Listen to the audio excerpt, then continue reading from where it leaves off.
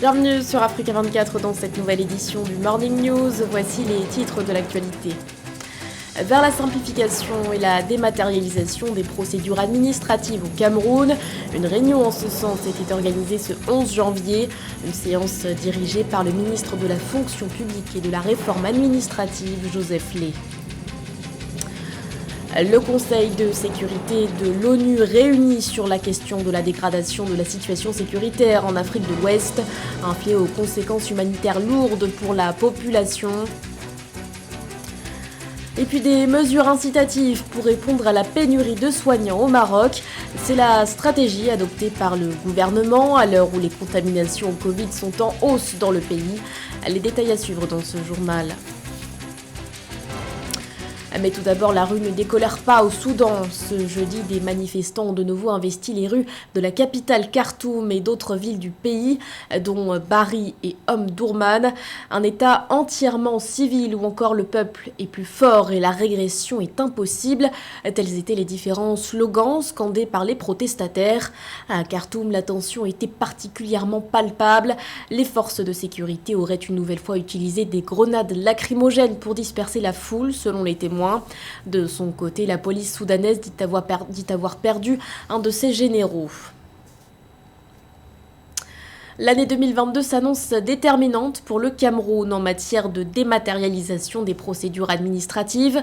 Un projet porté par Joseph Lé, le ministre de la Fonction publique et de la Réforme administrative. Le ministre qui était d'ailleurs aux commandes d'une réunion organisée sur le sujet le 11 janvier. Fonctionnaires puis délégués régionaux y ont notamment pris part. Reportage de notre correspondant Thierry Ndassa. Ici, l'usager est roi, c'est le nouveau slogan du ministère camerounais de la fonction publique et de la réforme administrative. Dans la matinée du 11 janvier 2022 à Yaoundé, le chef de ce département ministériel, Joseph Lé, a tenu à avoir un échange sincère avec les fonctionnaires camerounais et usagers de ses services. Pour lui, rien ne sera plus comme avant pour ces agents de l'État. L'administration publique ne doit pas être un monstre redouté par ceux qui viennent pour demander un service. Et c'est dans ce sens que nous travaillons dans le sens d'aller le plus loin possible en matière de dématérialisation et de simplification des procédures. Simplifier et dématérialiser les procédures administratives, un objectif que prône ce ministère en charge de la gestion des agents de l'État du Cameroun. Après cette rencontre fructueuse avec ses fonctionnaires et contractuels de l'État, le ministre Joseph Lé a présidé une réunion avec ses directeurs et délégués régionaux en visioconférence portant sur l'effectivité de cette simplification des procédures pour l'exercice 2022. C'est qu'en fait, depuis l'avènement de la pandémie du Covid-19, nous avons accéléré les procédures en termes de dématérialisation et de simplification, en termes de digitalisation de nos différents services, y compris dans le cadre de l'organisation interne du travail. Cette séance de travail rentre dans ce cadre. Pour l'exercice 2022, l'enveloppe budgétaire du ministère camerounais de la fonction publique et de la réforme administrative est fixée à plus de 13 milliards de francs CFA. Le programme de dématérialisation et simplification des procédures sera financé à plus de 67%. Le Cameroun où parallèlement la région de l'extrême nord a de nouveau été secouée par une attaque. L'offensive menée par des combattants du groupe terroriste Boko Haram est survenue dans la nuit du 12 au 13 janvier. Bilan, au moins 1 mort et 9 blessés dans les rangs des soldats selon le gouverneur de la région, Midiyawa Bakari. La même source précise que les assaillants ont pris pour cible un poste militaire. Une attaque qui a aussi causé des dommages matériels. Plusieurs maisons ont été incendiées et des équipements militaires ont été volés. La situation sécuritaire en Afrique de l'Ouest était au cœur d'une réunion du Conseil de sécurité de l'ONU. Expansion du terrorisme, piraterie exacerbée, le Bureau des Nations Unies pour l'Afrique de l'Ouest et le Sahel et l'Office des Nations Unies contre les drogues et le crime ont tous deux alerté sur l'urgence de la situation aux lourdes conséquences pour la population. Gladys Mamba. L'insécurité est grandissante en Afrique de l'Ouest et au Sahel. C'est le constat établi le 10 janvier par le Bureau des Nations Unies pour l'Afrique de l'Ouest et le Sahel et par l'Office des Nations Unies contre les drogues et le crime devant le Conseil de sécurité de l'ONU. L'avenir des populations inquiète. La détérioration de l'environnement sécuritaire s'illustre notamment par un regain de criminalité, par le déplacement des actes de terrorisme du Sahel vers les pays côtiers du Golfe de Guinée ou encore par la piraterie. Il est clair que l'insécurité maritime, les flux illicites et les liens entre la criminalité transnationale organisée et le terrorisme représentent tous des obstacles majeurs à la réalisation de la paix, de la sécurité et du développement en Afrique de l'Ouest et au Sahel. Les revenus d'origine criminelle coûtent 50 milliards de dollars par an aux 15 pays d'Afrique de l'Ouest, selon une étude menée en 2018 par l'OCDE, la Banque mondiale et la Banque africaine de développement. Ces crimes organisés perpétuent l'instabilité, la violence et la pauvreté. Les populations en sont les premières victimes. L'une des conséquences majeures de ces développements sécuritaires est que notre région vit une crise humanitaire multiforme. Plus de 38 millions de personnes risquent de manquer de nourriture d'ici la prochaine saison de soudure, soit une hausse de 23% comparée à l'année dernière. L'insécurité grandissante a conduit à des déplacements massifs de la population et un abandon des terres agricoles par les millions de personnes déplacées. Selon l'ONU, en novembre 2021, l'Afrique de l'Ouest comptait 8 millions de réfugiés, déplacés internes, rapatriés et apatrides. Pour garantir un retour à la paix dans la sous-région, le Bureau des Nations Unies pour l'Afrique de l'Ouest et le Sahel appelle tous les États au rétablissement de l'ordre constitutionnel dans les plus brefs délais. Au Maroc, les hôpitaux sont en souffrance. Alors que le nombre de contaminations liées au coronavirus est en hausse dans le pays, les structures de santé font face à une pénurie de soignants. Un problème auquel s'est attaqué le gouvernement qui prévoit de mettre en place des incitations fiscales en vue d'attirer les médecins et investisseurs étrangers. Un sujet de la rédaction. Le Maroc, touché de plein fouet par la propagation du variant Omicron. Depuis quelques semaines, le nombre d'infections augmente de façon fulgurante. Le pays a d'ailleurs franchi le 9 janvier dernier le seuil du million de contaminations depuis le début de la pandémie. Une situation pesante pour les hôpitaux qui souffrent en plus d'un manque cruel de personnel de santé. Nous suivons la situation épidémiologique chaque semaine.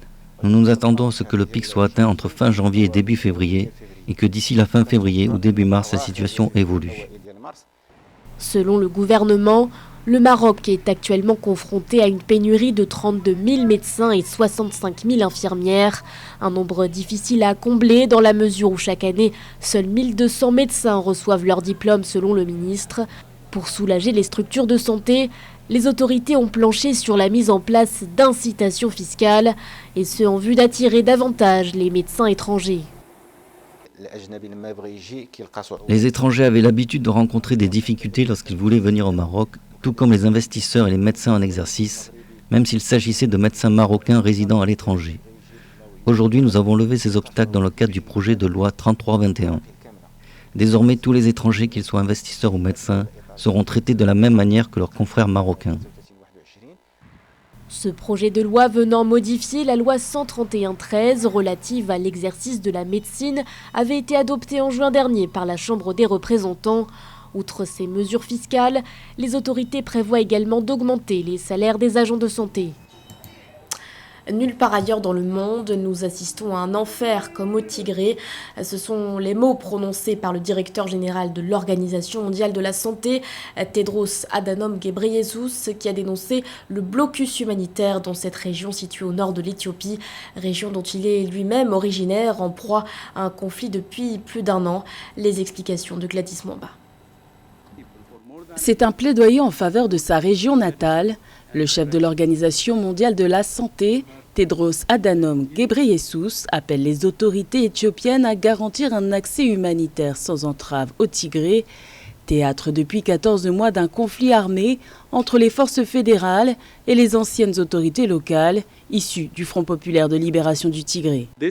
La région du Tigré est en état de siège depuis plus d'1 an. Imaginez un blocus complet de 7 millions de personnes pendant plus d'1 an. Et il n'y a pas de nourriture, il n'y a pas de médicaments, pas de soins, pas d'électricité, pas de télécom, pas de médias, pas d'argent, pas de services bancaires. Et imaginez l'impact de tout cela sur la santé.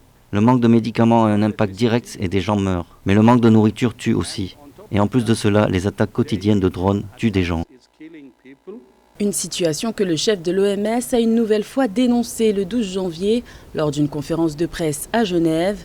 Une rencontre au cours de laquelle il a évoqué les multiples tentatives de son organisation pour assurer l'envoi de l'aide humanitaire dans toutes les zones vulnérables du pays. Du côté de l'OMS, nous avons essayé d'avoir accès, d'envoyer des médicaments au Tigré et dans d'autres zones touchées par le conflit, les régions d'Afar et d'Amara. Nous avons été autorisés à envoyer des médicaments dans les régions d'Afar et d'Amara, alors que nous n'étions pas autorisés à en envoyer dans la région du Tigré. Nous avons approché le bureau du Premier ministre. Nous avons approché le ministère des Affaires étrangères. Nous avons approché tous les secteurs concernés, mais aucune autorisation n'a été délivrée. Donc il y a une mesure flagrante qui a été prise. C'est un blocus et un siège depuis plus d'1 an. Et depuis juillet surtout, aucun médicament n'a été délivré par l'OMS. Aucun. En décembre dernier, l'OMS est parvenue à expédier 14 tonnes de fournitures médicales à Afar et 70 tonnes à Amara, sans pouvoir en expédier à la région du Tigré. Les frappes aériennes meurtrières continuent d'entraver le déploiement de l'aide humanitaire, alors que quelques 7 millions de personnes en ont actuellement besoin dans ces régions. Le Cameroun rend un nouvel hommage à son ancienne icône du football, Samuel Mbappé l'épée. Une nouvelle statue à son effigie a été érigée dans la ville de Douala. Pour l'occasion, une cérémonie était organisée ce 12 janvier, soit 2 mois après cette sombre histoire de vandalisme. Un reportage de notre correspondante Viviane Baoken.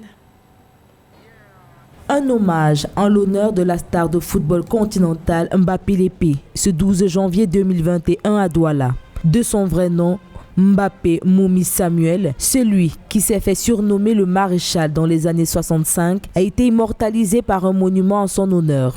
La cérémonie de dévoilement de cette œuvre a vu la participation de nombreuses autorités traditionnelles et des acteurs majeurs du football camerounais. Des personnalités qui ont salué l'initiative du maire de la ville de Douala pour avoir érigé cette stèle afin que l'œuvre du joueur continue de vivre dans les mémoires des jeunes générations. Douala n'a pas oublié que Samuel Mbappé l'épée est la figure historique qui a inspiré le football moderne au Cameroun. Premier capitaine, a soulevé la Coupe africaine des clubs champions avec Oris de Douala en 1967. Mbappé l'épée n'a pas que rendu la capitale économique fière. Il a aidé à donner à notre football ses lettres de noblesse. L'hommage que la ville de Douala rend à cette figure légendaire, voire mythique du football camerounais, est amplement mérité. Au regard du parcours et du palmarès qu'il faut toujours situer dans le contexte des années 60 et 70.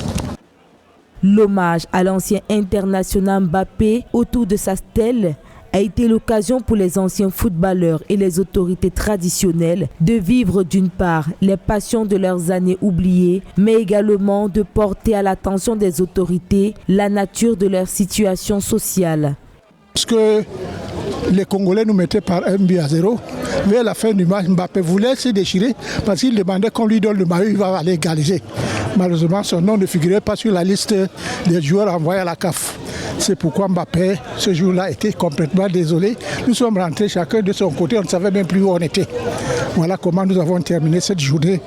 Pour rappel, le maréchal Mbappé l'épée est né en 1936 à Douala. Il a été l'un des footballeurs les plus illustres du Cameroun. Milieu de terrain, il a évolué à Oryx de Douala dans les années 50 et 60. Dans son palmarès, l'on retient le maréchal, 5 fois champion du Cameroun, 3 fois vainqueur de la Coupe du Cameroun. Il est le premier capitaine des Lions Indomptables à soulever la Coupe des clubs, champion africain lors de la saison 1964-1965.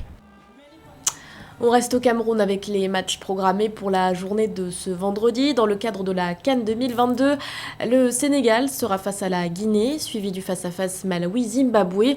Le Maroc affrontera également les Comores. La rencontre Gabon-Ghana viendra ensuite clôturer cette journée. Ce journal a été réalisé par l'ensemble de la rédaction. Merci de votre fidélité. L'actualité continue sur Africa 24.